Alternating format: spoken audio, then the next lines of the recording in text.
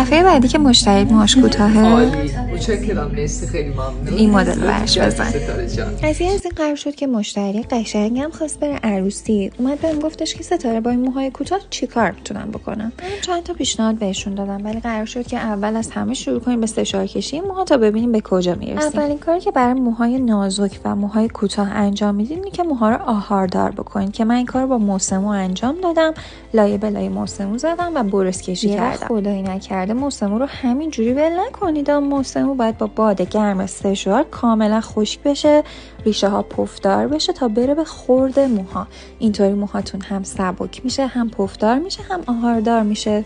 به این شکل با برس کاملا ریشه ها رو پفدار کردم و به سمت عقب شکل دادم. یادتون باشه موسمویی که استفاده میکنید درصد چسبش نباید بالا باشه.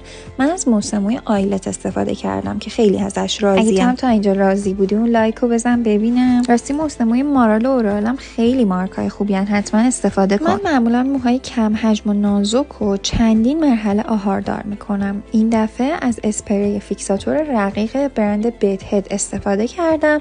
به موها لایه به لایه زدم و با برس پیچ سایز 19 بروشین کردم. اینم از فاینال استایل سشوارش که اینجا ازشون پرسیدم بریم بر فر کردنش که ایشون هم قبول کردن. قرار شد تو همین فرم سر شروع کنیم به فر کردن. من از بابلیس سایز 19 استفاده کردم. موها رو 2 به 2 روبروی هم تقریبا فر کردم. لایه هامم نازک برداشتم که حجم سر رو، حجم موها رو بتونم بیشتر نشون بدم. برای ماندگاری این فر من تقریبا 2 مرحله پودر پوش میزنم. یکیش همینجاست. اصلا خساست به خرج ندین و کل موها رو کلی پودر پوش بزنید. اینجوری خیلی سبک و ماندگار میشه. حالا شروع میکنم به دست کشیدن و فرمی که دوست دارم رو بهش میدم. از اسپری ول موپ اوسیسم استفاده میکنم برای وزگیریش. در آخرم که با فیکساتور فیکسش میکنم. دیگه هم که باید بدونی اینه که تو حتما باید پیجمو فالو کنی.